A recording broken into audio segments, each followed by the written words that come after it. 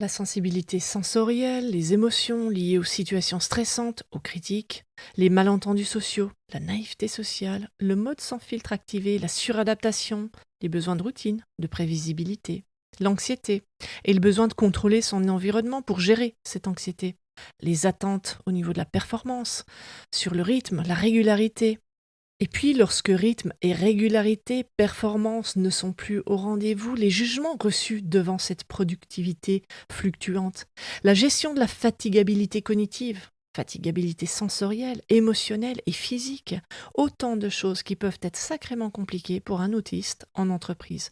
Et tout ça, c'est aussi lié aux collègues et à la hiérarchie.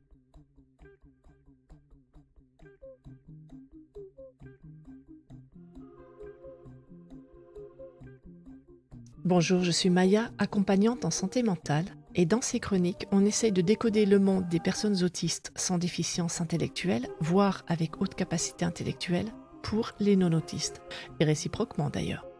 Dans cette série sur le monde du travail, on a déjà parlé d'être autiste et indépendant. On a survolé le fait d'être autiste et patron, et évoqué la négociation et les codes de négociation.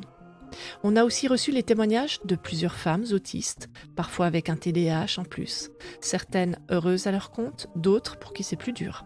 Et on a parlé des questions à se poser avant de se mettre à son compte. On a fait une pause pour rappeler ce qu'est la fatigue autistique et ses conséquences. Et puis, sans filtre, on a dit qu'on parlerait du revenu universel, des codes sociaux, et évoquer un modèle très simple pour essayer d'identifier les types de personnes et donc de relations qu'on a en face de nous. On a aussi parlé du poids, du masking et des abus qu'on peut subir, ainsi que de la perte de sens ressentie pour une personne autiste quand elle ne peut pas travailler dans son champ d'intérêt. Tout ça dans la série Autisme et Travail. Aujourd'hui, on va parler plus spécifiquement des relations entre collègues en séparant les choses en 4 chapitres. La stigmatisation. Votre entreprise a-t-elle un climat toxique? Révéler ou non son autisme? Et travailler, est-ce que c'est indispensable? Allez, sans autre préambule, on commence directement avec la stigmatisation. Il y a 3 choses, 3 piliers à la stigmatisation selon Pascal Ferrari dans l'excellente formation sur le rétablissement, un MOOC qui s'appelle Se rétablir, un vrai délire, point d'interrogation. Je vous mets la référence dans la description, comme d'habitude. Alors, ces 3 piliers à la stigmatisation, ce sont l'ignorance du sujet dont on parle, l'attitude envers la personne et la différence de traitement. On va détailler. La stigmatisation en entreprise, évidemment, ça ne va pas faciliter les relations de travail, par définition, qui sont déjà délicates pour la personne autiste. Cette stigmatisation, elle ne va pas aider à l'établissement de relations de travail confortables et sereines, et elle ne va pas du tout favoriser l'établissement d'un équilibre pour la personne autiste. Et elle va encore moins permettre un rétablissement, une prise en main de sa vie, un sentiment qui peut mener sa barque et avancer sur la voie qu'il a choisie. Au contraire, la stigmatisation, elle va maintenir un climat de tempête, un climat de survie qui est délétère pour restaurer la confiance en soi, pour se poser, faire des choix, organiser son quotidien pour qu'il soit agréable, gérable, vivable. Je vous parle de la tempête, c'est un thème que je développe beaucoup plus dans la série Arrêter de se faire bouffer, avec les 4 étapes, la tempête, l'après-tempête, la période de réparation et celle de la stabilité. Pour faire vite, quand la mer est calme, on peut réévaluer sa destination, on peut orienter sa barque, on peut décider de la mettre hors d'eau pour un travail de restauration, on peut décider de reprendre la route si le bateau est suffisamment réparé, que l'équipage va bien, etc. Mais pendant la tempête, on essaie juste de survivre aux éléments déchaînés. Après la tempête, c'est là qu'on va évaluer les dégâts, qu'on va digérer le choc, et puis on va procéder aux réparations de fortune. Ce que je veux dire par là, c'est que quand on vit une situation difficile, au travail ou ailleurs, qu'on est en pleine tempête, on est dans une situation de crise. Et c'est pas là qu'on va réussir à prendre les choses en main, à rationaliser, à réfléchir, à trouver des outils pour réparer ou pour se sortir de la zone de tempête. En fait, quand on est en plein dedans, on fait ce qu'on peut pour survivre ou s'en dégager et c'est déjà beau. Voilà pourquoi il me semble utile de parler de la stigmatisation en entreprise. Parce que cette stigmatisation, elle maintient un climat de tempête dans lequel c'est impossible de se poser pour faire des choix. C'est très très compliqué pour travailler l'estime de soi. Et puis la tempête et cette stigmatisation, c'est clairement un empêcheur pour organiser son quotidien. Alors, cette stigmatisation, on l'a dit tout à l'heure, elle repose sur 3 facteurs.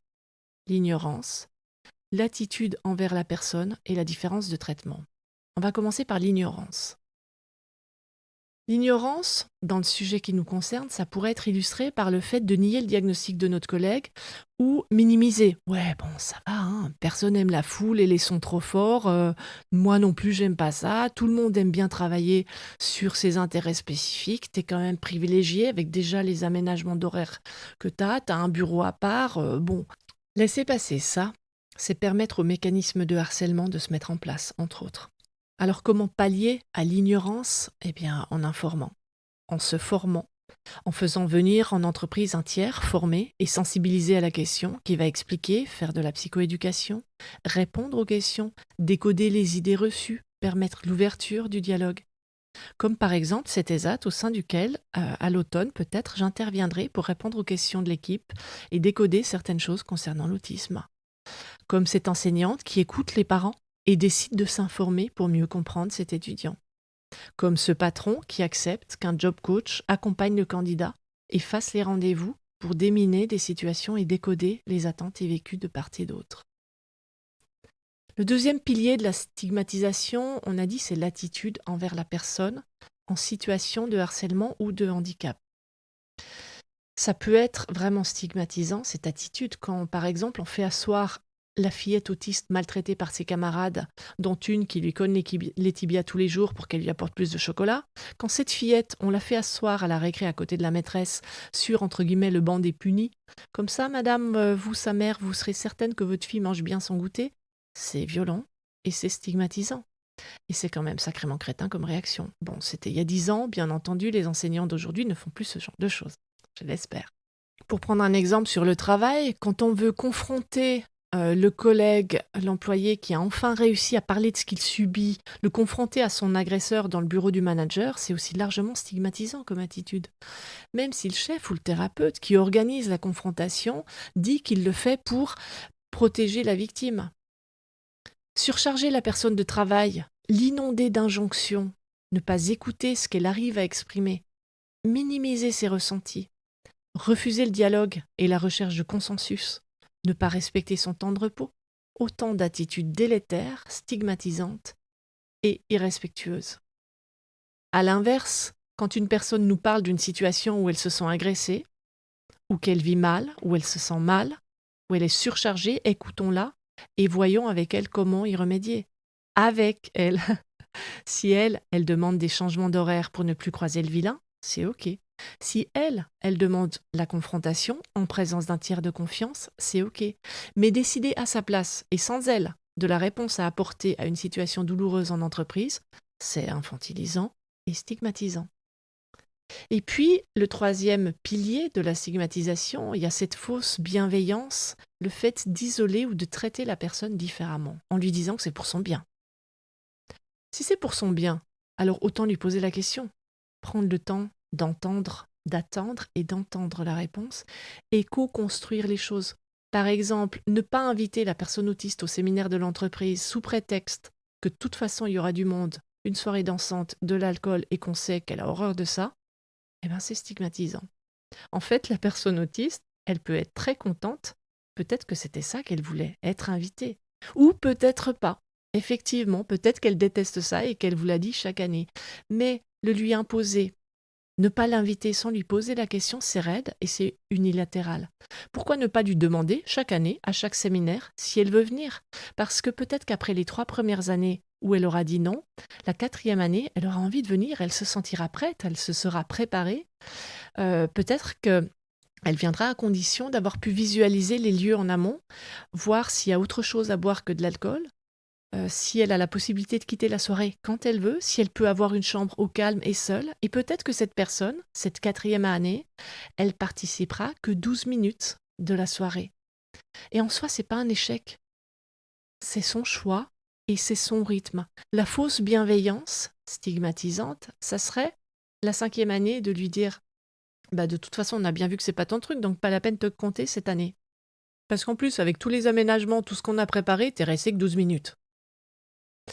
On parle souvent d'apprendre par essai-erreur. La vraie bienveillance, ça serait, pour reprendre cet exemple, par exemple chaque année, de lui demander si elle veut venir, d'attendre la réponse, qui peut prendre plusieurs jours, et de lui donner les infos dont elle a besoin pour se projeter, pour imaginer les lieux, l'organisation, les scénarios sociaux, savoir qui sera présent, et de construire avec elle les plans B, les alternatives.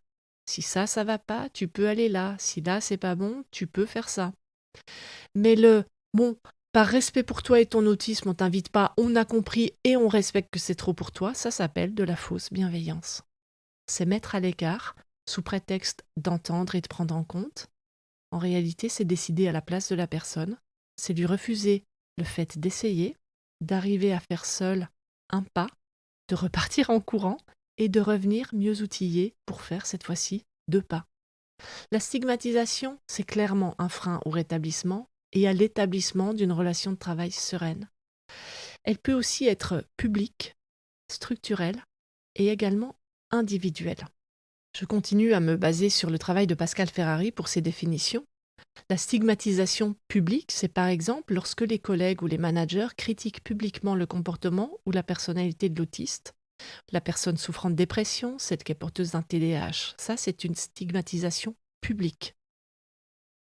La stigmatisation structurelle, c'est quand l'établissement ou l'entreprise ne dispose par exemple pas de budget pour se former, pour sensibiliser les équipes, pour faire venir un père aidant, un éducateur, un job coach, un psychologue pour gérer et accompagner une situation.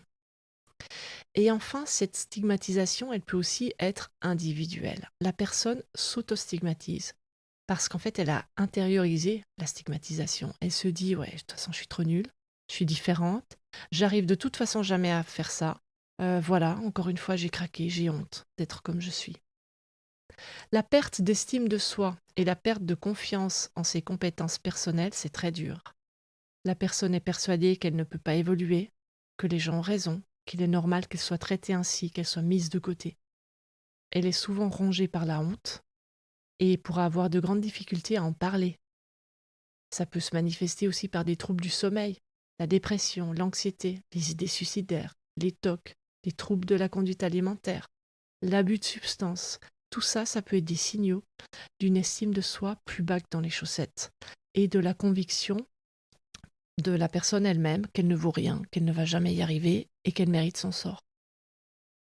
Dans le milieu professionnel, l'autiste ou la personne porteuse de différence ou de handicap vivra, hélas, probablement cette expérience de la discrimination et de la stigmatisation. Si vous êtes son collègue qui écoutez cette chronique, faites attention à ça, s'il vous plaît.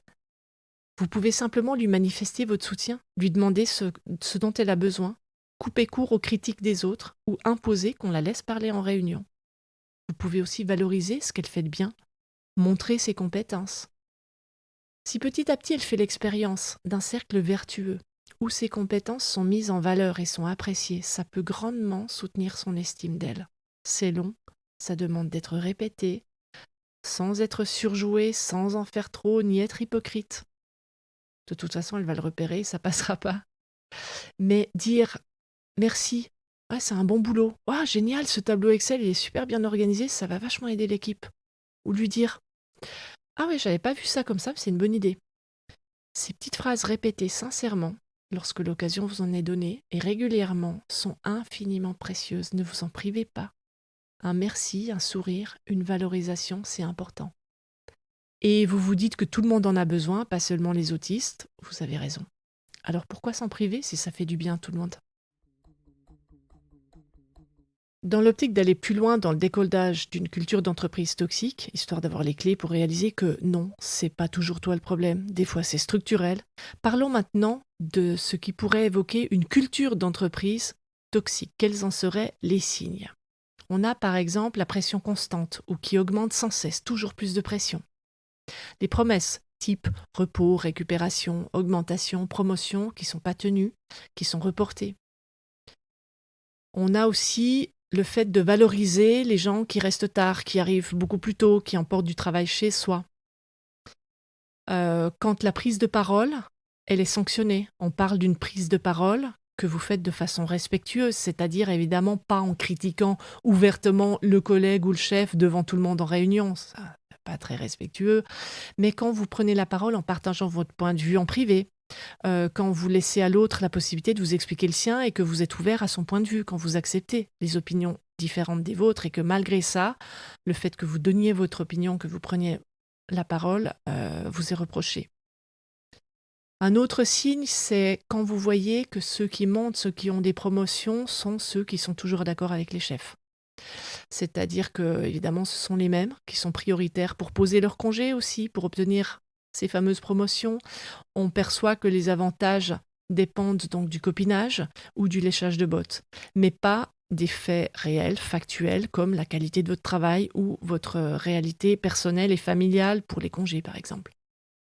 Le manque de transparence aussi dans l'entreprise, ça c'est pas bon signe en général. Les rumeurs, le fait que des rumeurs se propagent, que ce soit toléré, qu'on les laisse se propager. Évidemment, ça c'est connu, les managers qui sont en mode petit chef, qui pointent devant le groupe ou la hiérarchie la moindre erreur chez le collaborateur, et puis qui vont s'attribuer le mérite des choses qui fonctionnent. Donc quand il y a un tout petit truc qui va pas, c'est pas bien, t'as vu, c'est pas bien ce que t'as fait, et chef, vous avez eu, là c'est pas bien. Et puis quand, le, quand il y a tel projet, bravo, c'est super, ouais, c'est grâce à moi, j'ai bien mené mes équipes, je suis fier d'avoir réussi à manager les gens, et puis c'est bon. Et puis, on peut pointer aussi, comme signe d'une entreprise, d'une culture toxique, le manque de confiance et d'autonomie accordée aux gens. Quand tout doit passer par ce fameux petit chef qui contrôle donc tout, y compris la fréquence d'achat des agrafes et votre temps de réponse le dimanche sur le groupe WhatsApp de l'entreprise. Avec toutefois ici la nuance que si vous êtes une tête brûlée ou un électron libre, pardonnez-moi pour le terme de tête brûlée, mais la personne qui a tendance à n'en faire qu'à sa tête, ça peut être légitime qu'à un moment donné, on vous demande de justifier ce que vous faites et qu'on vérifie que ça corresponde aux consignes reçues à votre fiche de poste. Par contre, si justement vous êtes quelqu'un de super scrupuleux, perfectionniste, qui suit strictement les consignes, qui s'angoisse à l'idée de ne pas faire ce qu'on lui a demandé et qui essaye de dire les choses de façon constructive, si vous avez toujours quelqu'un sur votre dos à vous reprocher le moindre truc de travers, ça c'est pas juste, c'est pas correct et c'est pas bon signe. Alors à l'inverse, justement, les choses qui sont plutôt bons signes dans une entreprise, on peut signaler quand un temps de récupération est réellement accordé et recommandé après une période particulièrement intense. Aussi, quand on valorise votre travail, qu'on vous recommande de ne pas en emporter chez vous, en prenant garde de ne pas vous déranger chez vous ou en dehors des horaires de travail, quand on accueille votre prise de parole, et que vous pouvez avoir des points de vue différents sans qu'on vous le fasse payer d'une façon ou d'une autre. Quand les promotions sont équitables, qu'elles sont liées à l'ancienneté, aux compétences, basées sur des critères d'objectifs transparents, factuels, clairement définis, contrôlables et clairement atteints.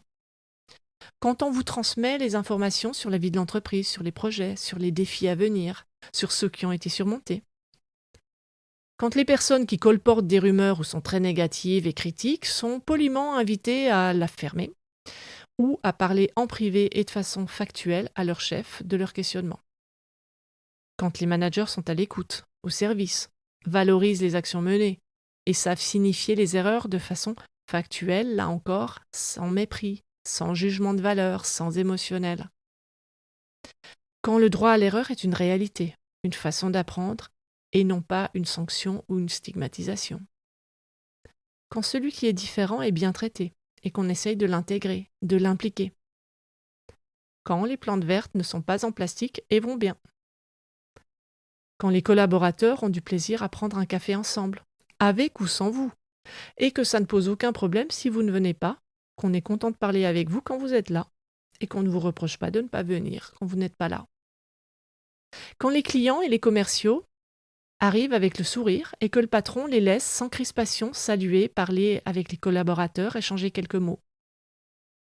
Et quand les collaborateurs et les supérieurs savent dire « Ah mince, j'ai fait une bêtise » ou « Ah ouais, t'as raison, j'ai merdé là, c'est pas top ce que j'ai fait, je vais corriger. » Et puis tant qu'à faire, si on veut vérifier qu'on n'est pas dans un environnement toxique, on peut aussi s'interroger soi-même et appliquer ses recommandations à soi. Ça peut piquer un petit peu, donc ceux qui défendent la version angéliste de l'autisme, vous pouvez vous arrêter là parce que je risque de vous énerver. Vous pouvez passer directement au chapitre suivant. Alors, cette version angéliste de l'autisme, est-ce qu'elle existe vraiment d'ailleurs? C'est une conception de l'autisme qui prétendrait que les autistes sont purs, ne mentent jamais, sont incapables de manipuler, ont une telle intelligence et une telle fulgurance et limpidité dans leur intelligence qu'ils ont toujours un coup d'avance et savent bien et savent mieux que les autres. C'est une vision dangereuse parce que, bon, d'abord, aucune recherche scientifique n'a démontré qu'être autiste empêche d'être con, à ma connaissance. Sinon, je veux bien être au courant, filez-moi les études.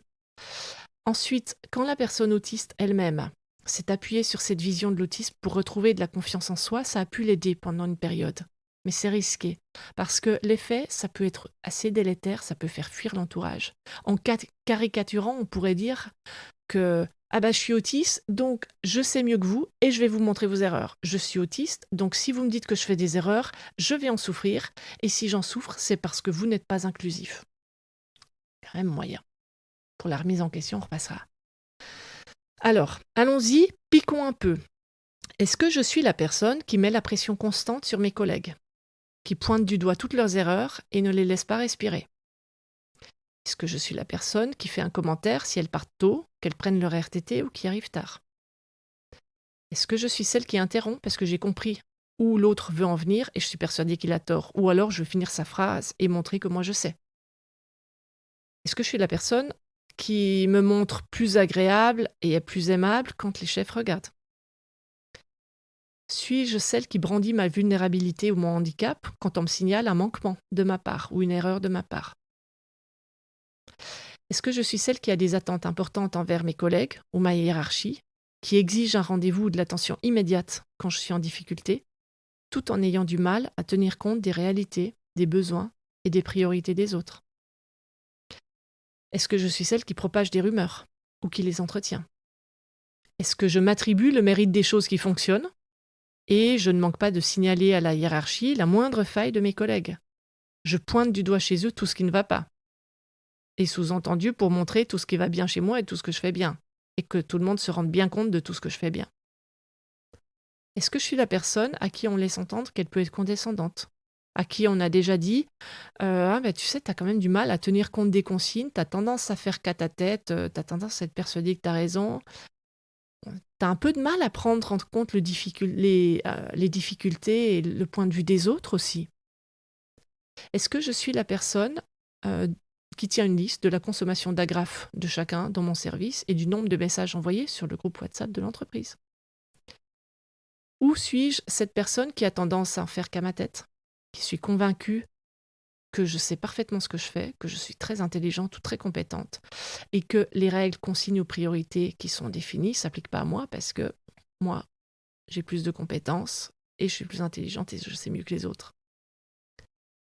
Ou est-ce que je suis plutôt et globalement une personne qui fiche la paix à ses collègues, qui essaye de prendre en compte la vie des autres, qui ne me mêle pas de leur vie privée ou de leurs horaires, et qui comprend que chacun, y compris moi, surtout moi, fait des erreurs, et que s'en rendre compte, ça permet de les corriger et d'avancer?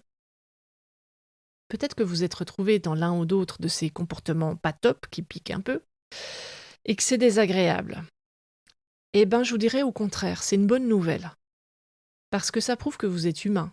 Et a priori, vous ne souffrez pas d'un trouble narcissique. Vous êtes capable de vous interroger sur vous-même et de vous remettre en question.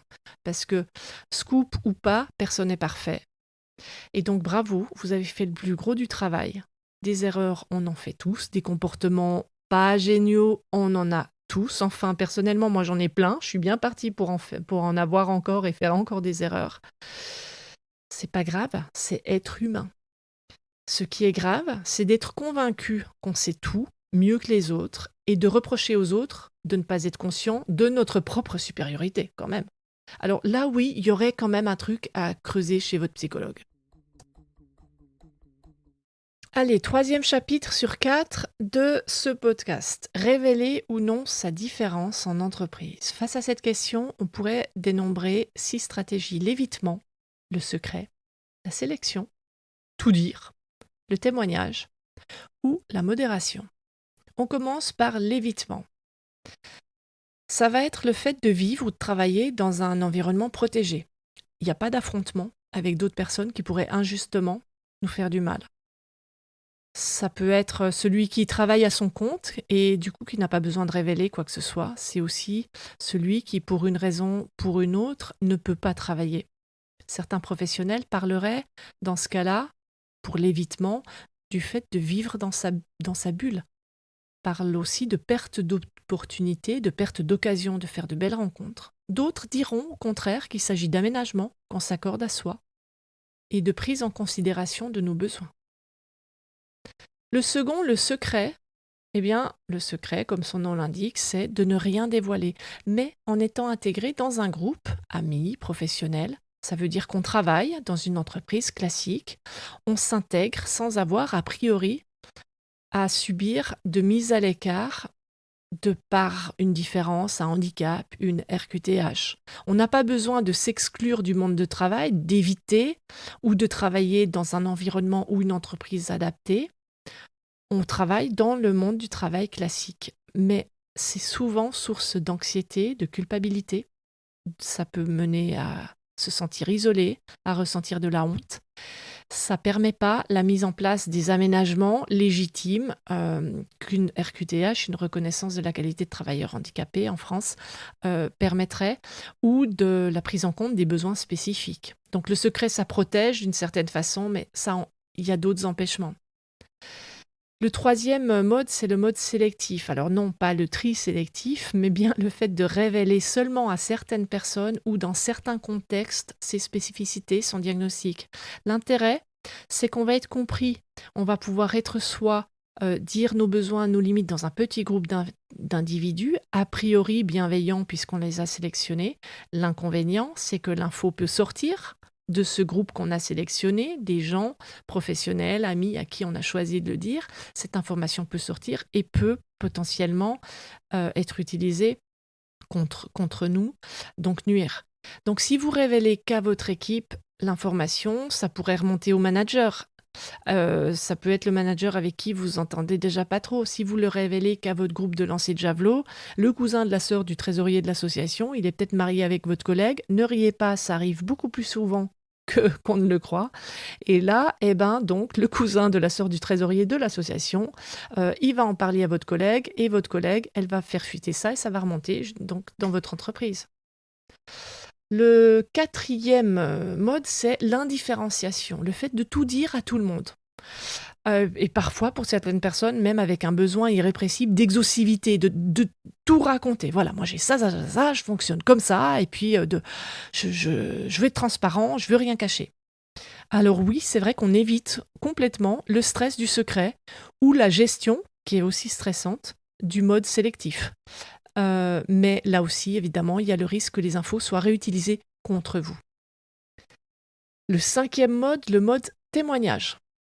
Donc, juste avant, on a parlé de l'évitement, du secret, du sélectif, de l'indifférenciation. Alors, le mode témoignage, ça permet à la personne de contrôler ce qu'elle expose de ses troubles ou de ses différences, de ses difficultés. Elle dévoile une partie de ce qu'elle est, de ce qu'elle vit, et elle en fait un témoignage vivant contre la stigmatisation des troubles psy, par exemple. Et reste la sixième, l'approche modérée. Donc là, il s'agit de rester à l'écart des gens stigmatisants, ceux qui respectent personne, qui insultent, qui méprisent, qui critiquent, ceux qui sont opportunistes parce qu'ils ont besoin d'un autiste là, maintenant, pour témoigner, et puis ensuite ils vous jettent. Alors, est-ce qu'il y a une bonne réponse parmi ces 6 ? Est-ce qu'il y a une bonne approche parmi ces 6 ? À mon sens, non. Parce qu'il y a des personnes, il y a des moments, il y a des environnements. L'évitement, pour certains qui sont passés par la tempête ou sont en plein dedans, c'est juste intelligent et nécessaire. C'est inutile de dire à quelqu'un qui subit, qui vit des choses difficiles, de faire un effort, de s'adapter, de sortir de sa zone de confort. Surtout pas. L'évitement, c'est une mise en sécurité. Et c'est indispensable le temps du rétablissement. C'est intelligent. Ça peut être long et ça va dépendre du vécu de la personne et de la présence de troubles physiques et psychiques associés ou non, de son tableau clinique général, et de la présence aussi pour elle d'un environnement qui est protecteur et porteur ou pas. Quant au secret, Pour certains, ça ira très bien parce qu'ils sont suffisamment fonctionnels et dans un environnement correct. Leur job et les modalités de leur travail leur conviennent. Une fois rentrés chez eux, ils peuvent récupérer, gérer leurs besoins de repos, de tranquillité, se ressourcer à leur manière. Donc à ce titre, et si tout va à peu près bien, pourquoi prendre le risque de s'exposer à la stigmatisation ou au jugement? Le sélectif, ça peut avoir un intérêt pour tester les réactions, faire du dévoilement de soi dans un petit environnement sécure. Et une fois que c'est intégré, expérimenter de dévoiler les choses ailleurs, dans un autre groupe social ou à un peu plus de personnes, tout en prenant le risque, assez évident, donc que ça fuite forcément un jour ou l'autre. Donc le risque que la femme du maire de votre village l'apprenne, le dise à l'épicière. Certains vont calculer en amont et vont, par rapport à la stratégie du sélectif, vont évaluer, lister quels sont les risques, où il y a risque de fuite et s'ils sont prêts à assumer ce risque ou non et à qui ils vont le dire ou non, quelles sont les connexions entre les gens, etc. Ça demande de l'énergie, mais pour ceux qui ont cette énergie et qui fonctionnent comme ça peut être assez efficace. Le mode indifférencié, ça semble risqué, dans le genre. Tout ce que vous direz pourra être retenu contre vous. Et il risque de l'être vraiment. Mais pour certains, c'est plus facile et c'est plus sain parce que ce sont des gens qui préfèrent être transparents, cash, que ça leur demande beaucoup moins d'énergie, de contrôle, de calcul, et c'est complètement assumé, c'est beaucoup plus facile à vivre.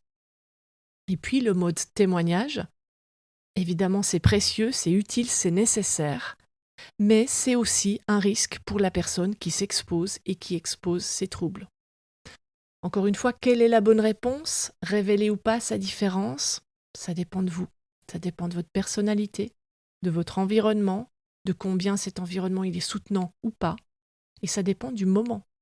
En pleine tempête, ça peut parfois être salutaire de brandir sa RQTH et imposer une prise en compte de vos besoins, mais ça peut aussi être délétère et vous exposer, vous stigmatiser durablement. Alors je dirais, n'hésitez pas à en parler. Il y a des groupes de parole pour adultes autistes, en présentiel ou en ligne. Il y a des associations. Si vous ne connaissez pas d'association, demandez au CRA, Centre de ressources autisme de votre région, quelles sont les associations où il y a des groupes de parole pour adultes autistes. Il y a aussi ici, vous le savez, entre auditeurs de ce podcast, un groupe privé sur Discord. Contactez-moi, je vous donnerai le lien. Côté professionnel, votre psychologue, votre éducateur, un job coach, un père praticien, si c'est quelqu'un qui connaît bien la problématique du monde du travail, doit pouvoir vous orienter. Décoder avec vous la qualité de votre environnement, les supports et les soutiens que vous pouvez avoir, la prise de risque que ça représente, faire une échelle, une balance de risque-bénéfice, de valeur, de ce qui est important pour vous. Et puis si vous l'avez déjà expérimenté, de dévoiler ou justement pas votre ou vos diagnostics, et si vous voulez témoigner, vous pouvez le faire en commentaire. Ça serait super. Si vous voulez que ce soit public, en commentaire ou en privé, m'envoyer un message. 4e chapitre de cette chronique sur le travail et les collègues. Travailler, est-ce que c'est indispensable? J'ai pas la réponse à la question. Mais pour finir aujourd'hui, j'avais quand même envie de survoler avec vous ce point. Dans les conférences du Grand Salon de l'Autisme 2025, j'ai noté ça, entre autres. Cette phrase-là que j'ai beaucoup aimée. Le travail est reporté comme donnant du sens. Il permet de dépasser certaines difficultés et il a un impact indirect sur l'estime de soi parce que simplement le fait de travailler est valorisé par notre société. Mais, et là c'est moi qui continue, avant de penser travail, est-ce qu'on ne devrait pas penser rétablissement? Et ensuite, une fois qu'on a trouvé cet équilibre fragile fait d'un peu de confiance en soi, de suffisamment de sommeil et de capacité de repos ou de pause, d'assez d'autodétermination et de possibilité de faire des choix, de type de travail et d'aménagement qui permettent de faire avec nos troubles et nos difficultés, on pourrait se dire qu'on est dans un processus de rétablissement à ce moment-là. Alors arrivent ensuite les choses qui peuvent rendre l'entrée ou le maintien dans l'emploi difficile. La mémoire de travail, retenir des chiffres, retenir des informations, des consignes. Notre niveau d'attention qui peut être affecté par une dépression, par un TDAH notamment. Le fait de distinguer les priorités dans le flot d'informations qui nous arrivent. la vitesse de traitement et de travail qui peut être affectée par la fatigue, par les médicaments. À ce stade, d'ailleurs, faire un bilan des fonctions exécutives pour mieux comprendre comment on fonctionne et bien sûr prendre en compte justement ce fonctionnement, moins culpabiliser, ça peut être tout à fait pertinent. Et si c'est pour votre jeune qui rentre dans la vie active que vous vous inquiétez, n'hésitez pas à creuser la question des fonctions exécutives avec lui. Ça peut vraiment aider à comprendre plein de choses. Vous avez un excellent bouquin qui parle de ça, je vous mets en descriptif de l'épisode, et un webinaire pour les proches d'autistes avec HPI qui est disponible pour les adhérents de l'association Les PBZ. Je vous mets aussi la référence. Alors pour soutenir l'entrée ou le maintien dans l'emploi, certains vont passer par la médication. Ça, c'est un sujet médical, vous voyez ça avec votre psychiatre. La métacognition, dans un tout autre genre, c'est utile. C'est le fait de comprendre pourquoi on pense ce qu'on pense, quelles sont nos croyances, nos certitudes, dans quelle valeur on a été élevé, pourquoi on s'impose telle ou telle chose. La psychoéducation aussi peut être très utile pour soi et pour ses proches. Comprendre comment on fonctionne, comprendre nos troubles, comprendre quand on est parent ou conjoint d'une personne autiste, comment elle fonctionne, décoder les fonctions exécutives. Et puis il y a aussi le fait de faire un profil d'employabilité. Vous avez des associations comme AspiJob ou des personnes comme Isabelle Litty qui proposent ce type d'évaluation, qui prend en compte bien sûr les compétences de la personne, mais aussi son potentiel. Avec en plus son fonctionnement, les troubles, le fait qu'elle ait des troubles associés ou non, son degré d'indépendance, si elle a le permis de conduire ou pas, si elle vit en ville ou en campagne, seule ou pas, quelles sont ses envies, qu'est-ce qu'il apporte, quelles sont ses motivations. Ça permet d'avoir une cartographie assez complète et de mieux s'orienter dans une recherche d'emploi ou pour demander des aménagements pour un maintien dans l'emploi. Et enfin, est-ce que vous connaissez la guidance parentale ? Parce qu'il y a aussi la guidance, comme il y a la guidance parentale, donc pour aider les parents à comprendre leur enfant, il y a la guidance pour l'employeur. Là, évidemment, on ne va pas parler de guidance parentale, je ne pense pas que votre patron le prendra bien. La guidance pour l'employeur, ce sont des associations, des job coachs ou des personnes comme moi. Et hop, je glisse ma pub. Dites à votre employeur de prendre rendez-vous avec moi si vous voulez que je lui explique. Je ne présenterai pas ça comme de la guidance parentale, rassurez-vous. Donc des personnes ou des associations qui peuvent intervenir comme tiers médiateurs. Ça permet parfois de décristalliser le débat, de mettre en commun les expertises, de décoder les choses, de réduire les mésententes et évidemment d'aider chacun à entendre le fonctionnement et les attentes de l'autre. Alors dans ce chapitre nommé « Le travail, est-ce que c'est indispensable ?», je vais donc vous décevoir, mais je vous ai prévenu dès le début, je ne répondrai pas à la question. Mais j'aimerais juste qu'on approfondisse, ou tout au moins qu'on survole, je ne suis pas sociologue, pourquoi parfois c'est si dur, le travail. Là, on vient de parler de l'importance de penser rétablissement avant de penser employabilité. Ensuite, on a vu quelques freins dans l'accès ou le maintien dans l'emploi et quelques clés pour y remédier. Maintenant, parlons de la conception du travail qu'on a. Non, promis, malgré le fait que je viens de fêter mes 48 ans, je ne vous ferai pas le coup du « c'était mieux avant », les jeunes ne veulent plus travailler, il y a trop de loisirs, il y a trop d'écrans, société du tout de suite, ubérisation. Je ne rentrerai pas là-dedans. Au revoir le hockey boomer, enfin j'espère. J'ai plutôt envie de vous emmener sur les propos de Mathieu Hiltebrand, qui est éducateur spécialisé, très calé en autisme, qui nous parle de l'évolution de la vision, du paradigme du travail. Alors, notre vision, est-ce que c'est plutôt, en termes de travail, je prends ce que je trouve, je m'épuise, je fais un burn-out, je sors du monde du travail, j'ai besoin de prise en charge pour me remettre, je suis stabilisée et hop, je peux me réinsérer ou on peut me réinsérer au travail. Ça, c'est une vision. L'autre, ça serait la personne, et non pas la maladie, la personne a un parcours de santé mentale et somatique, avec une évaluation de ses besoins, de ses attentes, de ses ressources, de ses compétences. Cette personne bénéficie de soins, d'accompagnement. Elle a aussi un entourage qui est soutenant sur le plan émotionnel, mais également logistique, et qui la soutient dans son autonomie progressive et son insertion.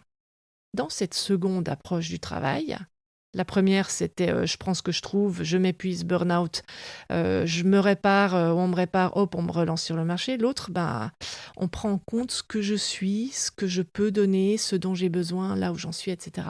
Et donc, dans cette seconde approche, on tient compte des besoins formulés par la personne, des ressources dont elle dispose.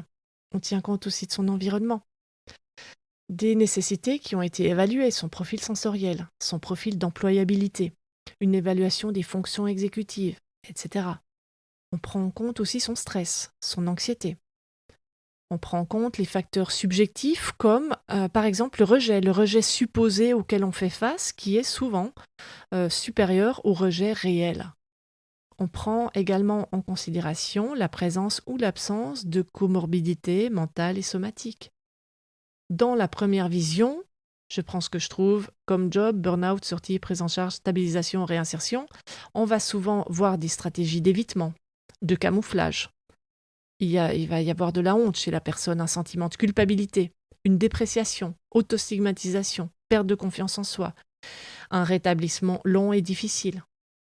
Il y a fréquemment beaucoup de camouflage, le fait de passer son temps à essayer d'avoir l'air de n'avoir aucun problème. Ça conduit à l'épuisement et l'évitement, sans compter tous les troubles mentaux et physiques qui découlent de ça. Quand arrive la crise, le burn-out, le craquage, souvent on se retranche, on arrête d'essayer. C'est donc une stratégie d'évitement qui est parfois, on l'a dit tout à l'heure, absolument nécessaire et qui va pendant un moment marcher. Le problème, c'est que ça nous permet d'être retranchés du constat de nos difficultés. Ça ne signifie pas qu'on est rétabli. On reste avec un sentiment d'impuissance, de perte de contrôle. C'est une des choses les plus redoutables pour l'impact sur la santé mentale. Dans la seconde vision, celle qui prend en compte la réalité de la personne, de son parcours, de ses possibilités, de son environnement, de ses envies, on laisse à la personne un espace pour le choix, pour l'autodétermination, pour être acteur de sa vie, pour avancer avec ses ressources propres. Au passage, je vous mets une petite vidéo qui s'appelle « Bref, je suis aspi », petite mais magnifique sur l'autisme en entreprise, qui est faite par des autistes, et je vous la mets en ressource. Allez, on arrive à la conclusion, c'est tout pour aujourd'hui et c'est déjà pas mal. Faudra attendre un mois pour le prochain épisode. Je vous explique pourquoi dans le contenu caché, qu'il n'est plus tant que ça, du coup, il n'est plus vraiment caché. Vous saviez pas qu'il y avait un contenu caché à la fin de mes chroniques ? Eh bien si, mais pas tout le temps. Dans un mois, je pense qu'on abordera le dernier volet de cette série sur le travail qui parlera plus spécifiquement de l'entrée dans le monde du travail pour nos jeunes. Aujourd'hui, en résumé, on a parlé du risque de stigmatisation en entreprise en détaillant quelle peut être la stigmatisation, qui est clairement un frein au rétablissement et à l'établissement d'une relation de travail sereine. On a parlé des 3 formes de stigmatisation, le fait de ne pas connaître le sujet, on résout ça par la sensibilisation, le témoignage, l'ouverture d'esprit, l'attitude envers la personne, on résout ça en lui laissant un véritable droit à l'erreur et une vraie égalité des chances, et la différence de traitement, on résout ça en veillant à l'équité. On a vu aussi que cette stigmatisation, elle peut être publique, devant tout le monde, structurelle, culture d'entreprise, et aussi individuelle. La personne a intériorisé la stigmatisation et d'une certaine façon considère que c'est normal qu'on la traite comme ça. Ensuite, on s'est demandé quels pourraient être les signes d'une culture d'entreprise toxique ou pas, tout en vérifiant notre propre comportement. Et puis on s'est demandé s'il fallait révéler sa différence ou pas. La réponse était « ça dépend ». Et les 6 options détaillées, c'était l'évitement social, donc vivre ou travailler dans un environnement protégé, le secret, ne rien dévoiler, mais en étant intégré dans un groupe ami ou professionnel, ou les deux. Le mode sélectif, le fait de révéler à certaines personnes ou dans certains contextes ses spécificités, son diagnostic. L'indifférenciation, tout dire à tout le monde sans filtre. Le témoignage, dévoiler une partie de ce qu'on est, de ce qu'on vit, en faire un témoignage vivant contre la stigmatisation des troubles psy notamment. Et l'approche modérée, le fait de rester à l'écart des gens stigmatisants ou des situations stigmatisantes. Et enfin, on s'est demandé si travailler c'était indispensable. La question, elle n'est pas vite répondue. Si vous avez la ref, mettez-la en commentaire. Ou pas, parce que bon, ça vole pas haut comme référence. Mais on a parlé du rétablissement, de l'importance quand on peut, parce que là encore, ça dépend, donc de l'importance du processus de rétablissement et d'un emploi qui prenne en compte notre réalité tant physique que sociale, géographique, mentale, et aussi nos envies, ce qui nous botte.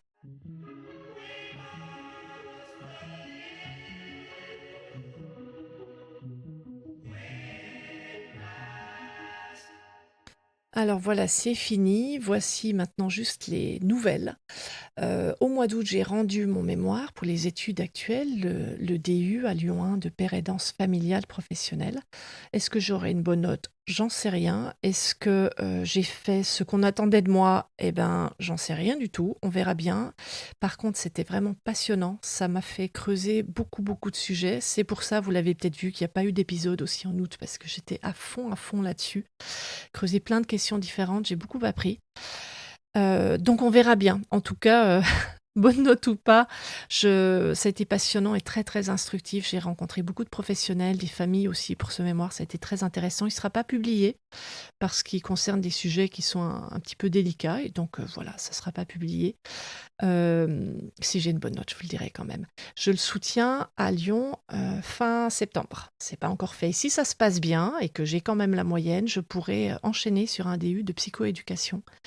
Donc je me réjouis de faire ça. Et en parallèle, eh bien, j'ai commencé, là, tout début septembre, mon activité en libéral pour les personnes autistes, leurs familles et les employeurs, avec des séances individuelles. Et puis, ça peut être aussi des conférences en ESAT, auprès de l'école, de la médiation auprès de l'école. Il y a plein de choses. Je ne vais pas vous en dire plus. Il y a tout sur mon site internet mayael.org.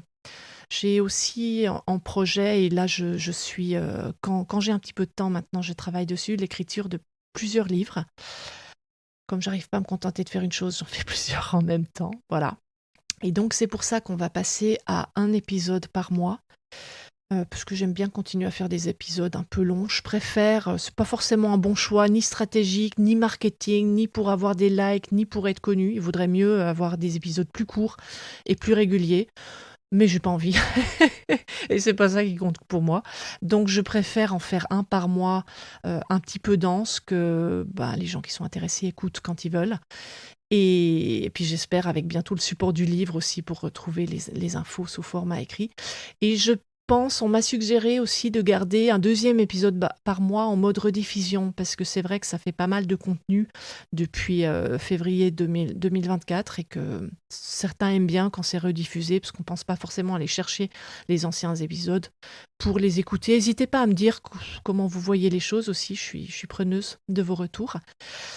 Pour rester en contact, alors pas forcément directement avec moi, mais encore que, parfois j'y suis, mais pour rencontrer en virtuel des personnes autistes, avec ou sans diagnostic d'ailleurs, parce qu'il y a plein de gens qui sont en parcours de diagnostic. Il y a un groupe Discord qui s'est formé autour de ce podcast, un groupe privé. En fait, maintenant, il y en a deux. Il y en a un où il y a une 50aine de membres. Et puis, on aborde plein de sujets différents, personnels, le travail, la famille, les aménagements, le diagnostic, les centres d'intérêt. On se souhaite les anniversaires. Enfin, voilà, ça fait une présence, ça fait un groupe d'échange où on peut partager aussi nos galères et partager ce qui va bien, nos petites joies, montrer nos talents. Et bon, c'est indépendamment de moi finalement, mais c'est un petit groupe très très sympa qui s'est monté. Donc si vous avez envie de rencontrer des gens, de sortir un petit peu de la solitude, j'ai envie, même si c'est virtuel, mais c'est pas même, c'est le virtuel a beaucoup de mérite aussi. Donc voilà, faites-moi signe. Et puis le deuxième groupe Discord, il est né à la suite de ces chroniques sur le travail et concerne les personnes autistes ou TDAH à leur compte. Voilà, pour se soutenir entre indépendants sur ces problématiques de travail, de clientèle, de marketing parfois, de revenus, d'équilibre, etc. Il y a d'autres projets aussi. Il y a peut-être des ateliers. J'envisage aussi de proposer des ateliers. Je vous en dirai un peu plus. Je ne sais pas où, je vous le dirai, probablement en contenu caché à la fin d'un épisode pour les courageux qui écoutent tout, parce que je ne suis pas du tout une adepte des newsletters, j'ai horreur de ça. Je ne fais pas de pub. Si sur LinkedIn, je communique un petit peu plus. Voilà, mais c'est à peu près tout, parce que sur le Discord aussi, je communique très peu. Voilà. Bon, cette fois-ci, c'est vraiment la fin, mais pour les amoureux des chiffres ronds, je me suis arrêtée à 50 minutes pile pour avoir enfin quelque chose de propre au niveau des chiffres. Donc, vous pouvez arrêter maintenant, hein. Il y a de la musique jusqu'à 50 minutes, mais ça n'a aucun autre intérêt que la satisfaction visuelle.